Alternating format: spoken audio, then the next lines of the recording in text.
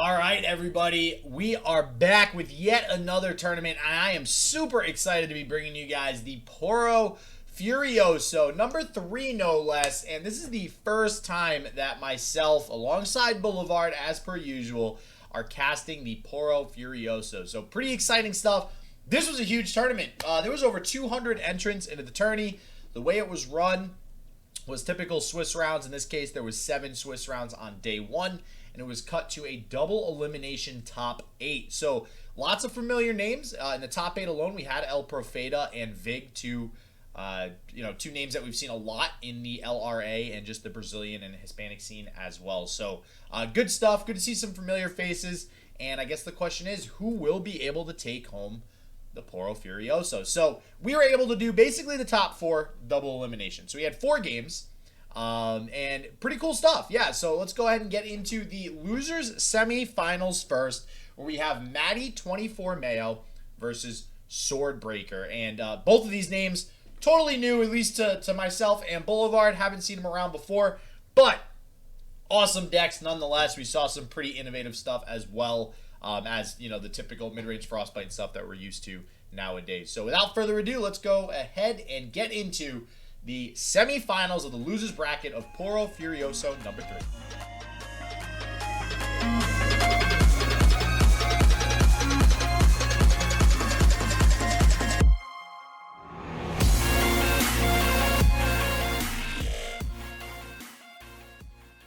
So it looks like we are getting into the game. We'll see what turn it's on, see how, if it was me or if it was a delay or what. Looks like we are getting right into the hand, so sweet. All right, they were just doing Swordbreaker actually banned the Vi Ezreal. Wow. Well, that's unfortunate because I wanted to see that, man. I mean, I felt like none of Swordbreaker's decks paired super well into either the Vi Ezreal or the Frostbite midrange, so it's just kind of a pick your poison at that point. I'm not confident in this matchup for Swordbreaker because Reckoning is gonna be absolutely devastating. Yeah, Reckoning is a thing in this matchup for sure. I mean, this is going to be difficult for Swordbreaker to come back from. And you got to think, too, so if this is... I'm just trying to think of the other matchup, too. I mean, does Shyvana Aurelion Sol, if Mati24 wins, will Shyvana Aurelion Sol have a decent matchup against this? I want to say... I don't know. I want to say it's not one way or the other, just because you do have a way to challenge units and buff them up and get them past the range of being able to be saved by some of those health buffs. So if... taking a look at this deck list, this is not the Zenith Blade version. So, because you're running a little bit of extra Celestial generation in that Dragon deck, if you can just obliterate every Star Spring as it comes down, I don't think Swordbreaker can actually win the game.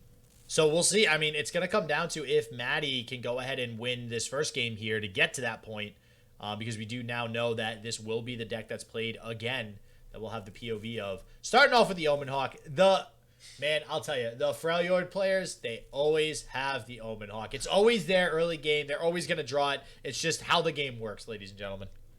Yeah, it's coded that way. Yes. It's like a reward. This is always going to happen. So, taking a little bit of time here, though, Swordbreaker, we'll see if it looks... I don't know if he timed out or something, because it is not... It looks like he's going all the way down there and not making a decision as to... what he wants, and now it's just frozen. So I wonder if that's actually on my end again.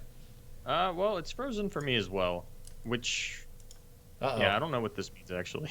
They might have to restart if that's the case. I'm not sure. Yeah, I'm gonna exit spectator and re-enter and see where that leads me.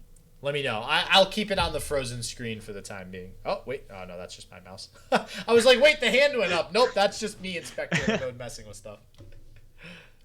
Yeah, we feel like cats that are playing with spectator mode. We're like, we see our own shadow, and we're like, oh, okay. So they're on turn 5. The game kept going. He did not time out. He played a bunch of cards. That's so okay. Well, that is the we are coming in back on turn 5. Swordbreaker has a full field. Maddie has Trapper, Hearthguard, Omen Hawk. I don't know what happened there with spectator mode then. Yeah, that was weird. Actually, probably just a small blip in the server. I'm loading it back up now. I will say. Yeah, it takes a second or two to get into it as well. I wonder if it's going to queue up those turns. So remember last time you mentioned it kind of plays out the whole turn? Yeah. And it doesn't queue up all the previous turns? No, just turn 5. Okay, gotcha. So there is that. All right. Well, we're back in on turn 5. There's stuff on the field all of a sudden. And so this is... We can already see the heal actually coming in pretty big here. Personally, I absolutely love Shakedown. I love this card, not just like in this deck, just in general as a card. I think it enables a lot of archetypes, including Undying. That is an archetype it also supported, but I just love this card, and you can see it here, especially when you have heal for units. It forces really awkward trades onto your opponent, adding those vulnerable tags, and great use of it here from Swordbreaker. Yeah, a couple of people have cut down on the Shakedown since the deck came out. They've gone more along the hired gun route, which we are not seeing out of Swordbreaker in this deck. So, just sticking with the old favorite in Shakedown.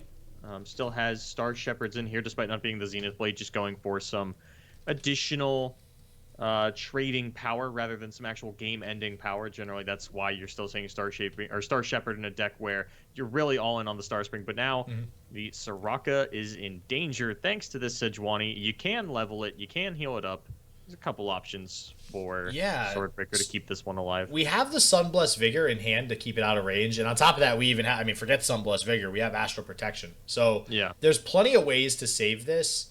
So I don't think the Raka is going to die. One of the other things I want to mention about Shakedown, though, in regards to Hired Gun, is that it does also do damage, which does support kind of this archetype in general with Star Spring. So that's something to take into consideration with building this deck. But yeah, here we go. We're going to see the Vigor come out, the less mana thrown out there to save the Soraka. Obviously the smarter play. You want to not invest nearly as much as your opponent already has. And honestly, Swordbreaker is in an awesome position. You are perfectly curving out into playing Tahm Kench here, holding 3 spell mana, but looks like we're not going to go ahead and get it down yet.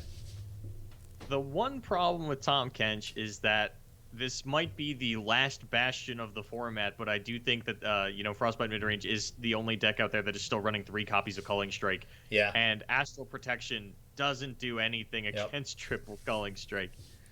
Yeah, no, the only thing would be Pale Cascade, and we don't see that on the side of Swordbreaker, so that is almost definitely what Swordbreaker was considering last turn. Really curious about this immediate Brittle Steel onto the Boxtopus instead of waiting for it to kill itself in combat. Yeah, because it probably would have challenged the Averrosion Hearthguard, and we would have been able to just kill it. Okay, you could argue that you don't want the heal to come out. Okay, so here is a question. It's finally come up. If I challenge your Hearthguard with my Boxtopus, and then I hush my Boxtopus, because that's happening before attacks are locked in, do I lose my challenge onto the Hearthguard, or because I've already lined it up, do I get to keep it? I remember you asking that before. I've still never seen that situation happen. I've yet to see it happen. Swordbreaker, if you're listening, you need to do this play real quick so that we can, for posterity's sake, so that we know. And it's wild to me then because like the way the sequencing works out, let's say that I do get to keep my challenge. There's no way that I get to put the Boxtopus back on the bench and then be able to pull the Hearthguard back in. So it's like, it's really weird. You don't think of like lining up the attacks as sort of a function in the game, but it does come up, especially with, I think leveled Twisted Fate is where it comes up a lot as well, which is what does make me think that you would keep the challenge. In that, it'll pass priority back over to your opponent because you used a blue card or whatever, but you've already sort of put yourself into combat as well, so that, doubles down on their, like, hey, this is your blocker phase kind of thing. It's weird. Yeah, I'm surprised we haven't seen an answer to that on Reddit or something like that, so we'll see if that does eventually happen at some point, but... Okay, there's a big Assessor draw getting 4 new cards, and that's not looking good for Swordbreaker right now. Yeah, and Swordbreaker, they've got the Soraka online, so they've got sort of one of the draw engines enabled, but they don't have a lot of healing to get it done. They do not have the Star Spring, which is the sole win condition for this particular build of the deck. And Mati24Mayo just drew 4 cards. They haven't Reckoning, they haven't Culling Strike. They have so many things that they can do to just wipe your board and win the game, and you have absolutely no answers for it.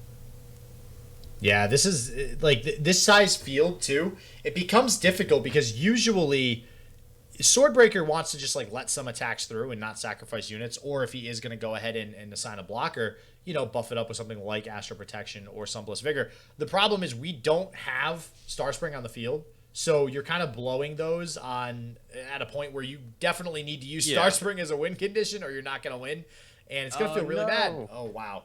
The Tavern Keeper onto the Yeti means we can't even kill that with the Soraka and an Astral Protection. So I think we might end up actually seeing the Astral Protection onto the Box-to-Post to have that try and block the Hearthguard. But still, overall, things looking really rough for Swordbreaker here in game number 2. Yeah, see, we do end up having to assign the blocker to the Box-to-Post, which is just going to probably end up sacking itself. Nothing feels good here, right? Like, assigning any sort of blockers to anything is just not going to feel good. You're probably going to lose it. And I do like just kind of putting all your eggs in one basket at this point on the Soraka, because you don't really have an option.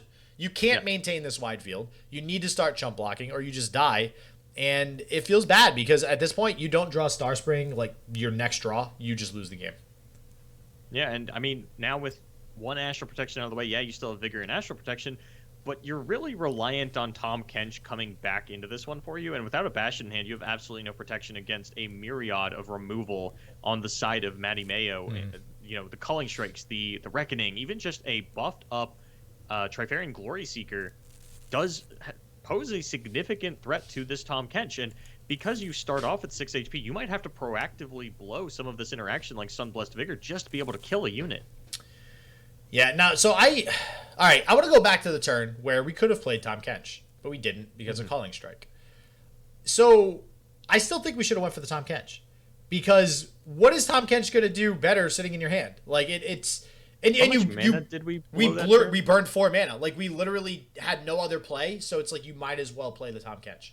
Did we bank that as Spellman, or did we have like no, 7 we had mana 7 available? We had 7. Oh, okay, yeah. So yeah. And I guess my point too is that, all right, I understand. Might as well run it out, right? You might as well run it out, but I think that Tahm Kench without Star Spring, Tahm Kench is the only way you stay in this game, assuming he actually sticks on the board.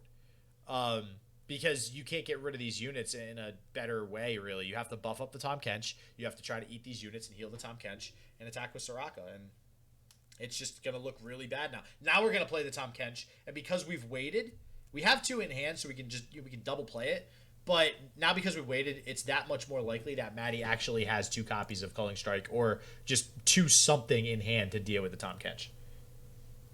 And it is a 3 of. This turn as we do get the Astral Protection, so we are out of mana for the time being, but that does mean that just a little bit more healing is burned. 1, without the Star Spring down. 2, on a turn where we already got our Soraka draw off, and now it's feeling like it's too little too late even if you do draw the Star Spring. Astral Protection is something that goes a really long way in ticking towards evolutions with that. That said, though, I mean, if you can get it down next turn, Soraka is going to heal herself for an insane amount alongside the Box-to-Post, and I think you might just be more than halfway to the win con right then and there. Yeah, I mean, so I agree. It feels good just using Astral Protection for that quick, like 4 to 8 heal or whatever, but if you buff up Soraka or Tahm Kench and you have a leveled Soraka does the same thing. You can play it and not get it towards Star Spring, but then also have Soraka attack and be able to basically get the effect that it would have given you anyways towards the level up of Star Spring. So we're not in a terrible spot if that's actually drawn, but that's a low probability. There is 3 in the deck, but it's going to be really low probability, and if we don't draw it, then the next attack is almost certainly going to, if not close out the game, basically delete all the rest of the cards on Swordbreaker's field. Okay, Jesus. Man. And that is going to be a full hand on the side of Mati24Mayo after they draw for turn. Kicking that the is horse a while it's full dead. Grip. Ugh. There's no way that Swordbreaker gets to win this one, right? He's down and out, especially with that third Tahm Kench top deck. Not going to happen. Not going to happen. I mean, see, and we're still not somebody in the top. Like, I get it. What are you going to do, like kill the Yeti? Yeah. There's 10 cards in hand. Something's going to come down and replace it. Might not even kill this Yeti. That might be Frostbite. I mean, there's almost certainly an Ash Lethal available for Mati24Mayo on the next turn, right? On the bright side, this Soraka almost never dies. It will actually be a blocker for most of the game. But see, now a Culling Strike could just come out on the Soraka. Yeah. So I actually am never safe. Yeah, I feel like, do you prioritize removing the Soraka or removing the Tahm Kench? I feel like you always prioritize the Tahm Kench in this matchup. I was going to say Soraka because Soraka is the draw engine. If my opponent doesn't have out Star Spring, then Soraka is what is going to get them to that and win them the game. Plus, they have to pump additional cards into this Tahm Kench without a Soraka, without a Star Spring, in order to actually be able to eat more than one of my units. Yeah, either way, I mean, we haven't seen the Culling Strike come out, so either Matty doesn't have it or has just been saving it for Tahm Kench. And for some reason, and that's the other thing too, right? Like, if Swordbreaker has a perfect Culling Strike target on the field in Soraka and is still not playing the Tahm Kench, you have 4 cards right now that your opponent can Culling Strike. One of them's going to stick. You might as well start playing them. Come on, just play the Kench. You got no other time. It's not his turn. It's Mayo's turn. No, when it comes back. Okay, yeah. We're gonna do this. We're gonna like go, it's like golf commentate. It's like, all right, Swordbreaker, he's on the green. This is the 19th hole, and he's got the Tahm Kench on the field. Will we get the Bayou Bastion down onto the field? This little frog man, do that funky thing you do, Thomas Kench. But Matty Mayo still holds the priority. What is he gonna do? Is it the 9-iron, or is it a putter, or is it a punter, as we saw in game number 1? Icevale Archer, that's just a soft pass back over to our boy Swordbreaker, who is going to stare this Thomas Kench in the eye and instead grab the crab right next to him. Says, I am not in the mood for catfish. Please get me my Maryland crab. You know, this all makes sense now. Golf commentators make sense now that ASMR is a thing. So they just knew ASMR before ASMR was a thing. That's why they did that. This is why we need to do an ASMR cast. I never really understand why golf commentators seem to talk quieter than anybody else, because I'm like, aren't you like very far? It's not like they're gonna hear you, right? Like, aren't you somewhere they're still else? in a booth. Yeah, it's not like they're on the green next to them putting. Like, but there it is. The reckoning. There it is. Now that the reckoning has come out, there's no reason not to throw down this funky little crocodile. Just do it. Tahm Kench, it's your turn to hit the field. I don't think he's a catfish. He's a catfish. He's actually a river demon. Call him king, call him demon. The water remembers the drowned. Now the Star Shepherd is going to come out. Not even an effective blocker for that little Avarosan Sentryman. What a funny little man he is. Oh, look, an acquired taste. I'll tell you it's an acquired taste defeat, and Swordbreaker is going to get it right here, right now, on the green. Back 9. What are we looking at, Matty Mayo? You've got your pick of the litter. So many cards in hand. How do you want to finish them off? Have you been working on your impressions again? No. Because last, what was it, Friday? What did you do as an impression? Yeah, I think it was Friday. I did like a baseball thing. Your sports commentator impressions are pretty on point. Trying to look, ESPN diversify. Oh yeah. Yeah, they like all the esports guys, so I'm like, crap, I have to move into real sports now. I gotta make myself valuable. How do I commentate sports? Oh man. So yeah, here are the blocks. Not gonna really do much. Like Boulevard said, defeat seems like it will be an acquired taste for Swordbreaker here in just a moment. And Star Shepherd, I don't know how I feel about Star Shepherd in these Rocket Tom decks. Like, I get why they're in here. It's a lot of trading power. It is a lot of trading power. I feel like if I was going to play Star Shepherd in a Rocket Tom deck, I want to play it with that elusive unit that when something gets healed, it's elusive. Yeah, like that was kind of a dream when all the cards first came out, you know? Yeah. But and we've seen people go for a win condition like that. We've seen the Zenith Blade, people just understanding, like, yeah, Star Shepherd's really cool for trading, but what if I could win the game with it? Wouldn't that be a whole lot cooler? Yeah. So, gonna bring it back on over to us for a second because I do need to wait with the bugs that we currently know with Spectator. I do need to wait until they do get into the next game before I can't just like stay in queue because it'll freeze up and do some funky stuff. So, speaking of bugs, did you hear they're fixing they're fixing the Jinx bug tomorrow? Oh, that's good. Okay, awesome. Yeah. So that was quick. That's great. Yeah. They've done that before too, right? There was some other hot fixes they've made. So, because that is a game-breaking bug. Yeah. That makes me want to sit out on ladder for the night. Yeah. Like, so apparently it wasn't just the first part of the bug. It was also if you attacked with her, every time you attacked or something like that, you would get another rocket in your hand. Oh, no. If you played a rocket first or something like that. I don't know exactly how the bug worked because I didn't really look into it much, but I do know there was more than meets the eye with the bug, and it was even worse. So I'm curious if they're going to fix that, because I think Ruben had mentioned this during his Q&A, where there's one where if Vladimir dies or gets stunned, his ability doesn't go off. If Vladimir dies or gets stunned, his ability doesn't go off. Well, that's bad too. That's less game breaking because I highly doubt there's that many people playing Vlad right now. But apparently, I think it's one of the guys that's currently in the top 3 of NA ladder, or maybe it's EU ladder. I think it was Game Breaker. Just really likes Vladimir. And people were like doing the new inspect thing where you go to the leaderboard and you can see the last list that somebody was playing, and they're like, did he just throw a game with Vladimir to throw everybody off, or has he actually been laddering with Vladimir? Yep. No, he was like, listen, I tried Battle Scars when Vladimir got changed. It's like this much better. It's still just crappy old Battle Scars, unfortunately. So, but yeah, no, it's there are some bugs. It's good to hear that they're hot fixing it in the Q&A. He even said, he's like, yeah, nope, I screwed that up.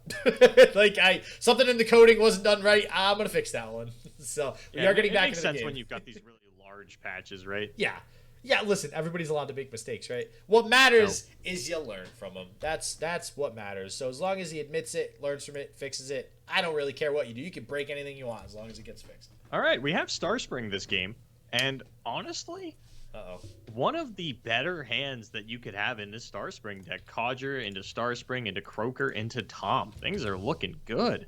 Well, guess what, Boulevard? What? SJW? It did it again. It froze. All right.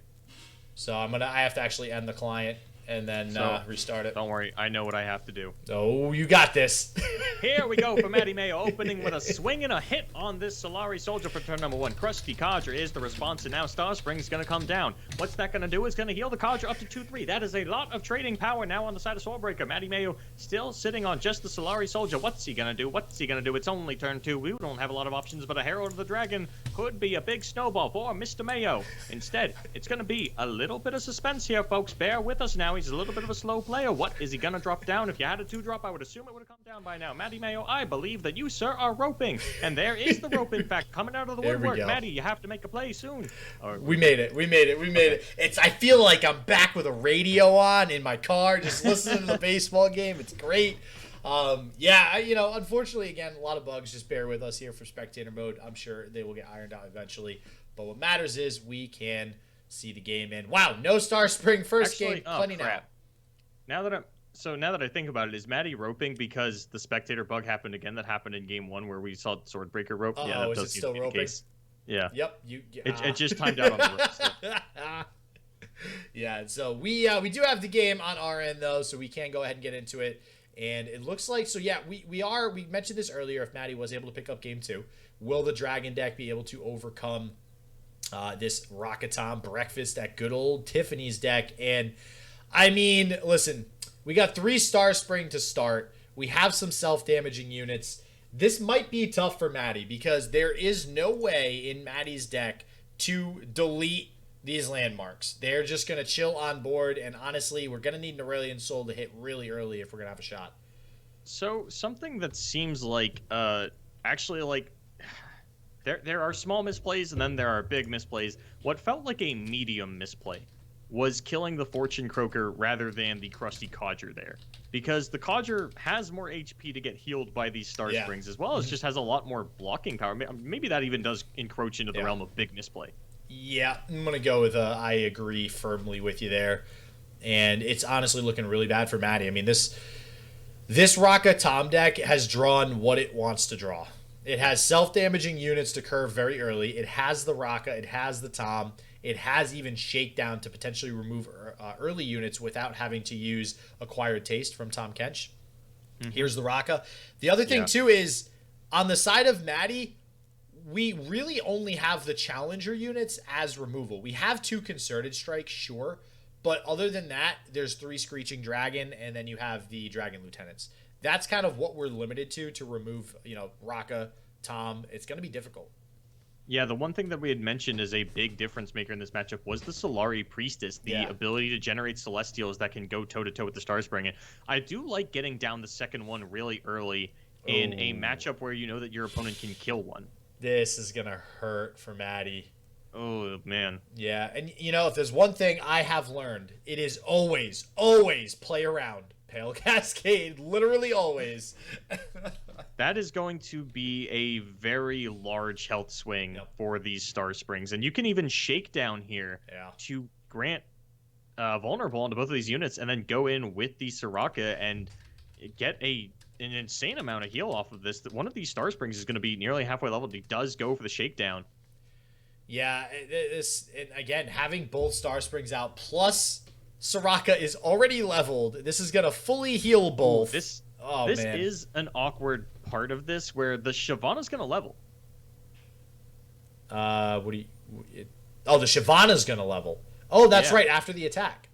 Yeah, I wonder it if... is a little bit awkward, a little bit unfortunate, but I mean, if the plan is to play Tom Kench next turn, you're probably not going to be able to, eat the Shyvana. There's a good chance that we're going to open up the turn with an open attack, especially just to get that copy of Strafing Strike down.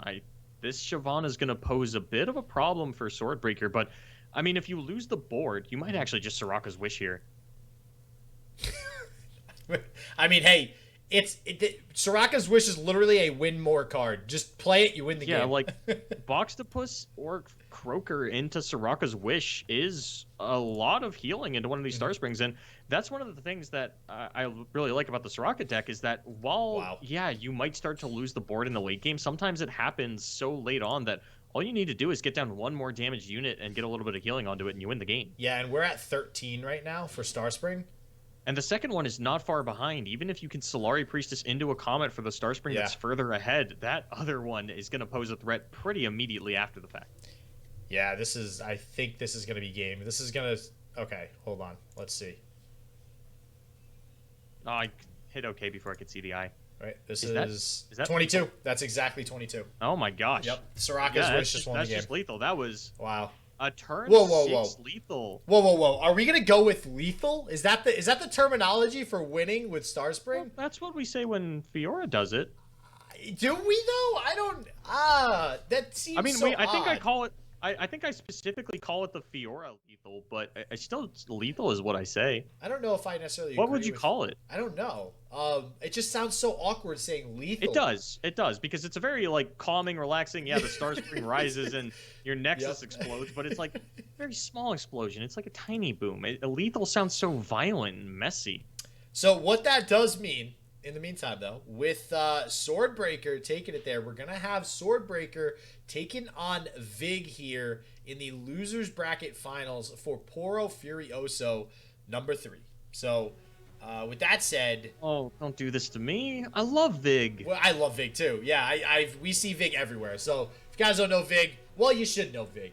He is in lots of tournaments. Vig was in the LRA as well, doing lots of stuff, lots of good stuff in all the different leagues and tournaments that we have around right now, Duels Runeterra. So good to see Vig in Poro Furioso as well. And I'm more curious what he's playing. Yeah, Vig is actually hot off a win streak here. He did pick up the win with Team Mafia. All right, and Swordbreaker going to go ahead and take it there over Mati24Mayo. So pretty good stuff. We'll see how far Swordbreaker can go here. Gonna go ahead and take on Vig in the Losers Bracket Finals. So Vig, again, a familiar name. We'll see if Vig's able to take down Swordbreaker and get to the finals here. Actually going up against Con X, who is waiting very patiently while these games finish out to go ahead and play out the finals. So, as always, everybody stay healthy, stay positive. I hope it just works for you. And peace out.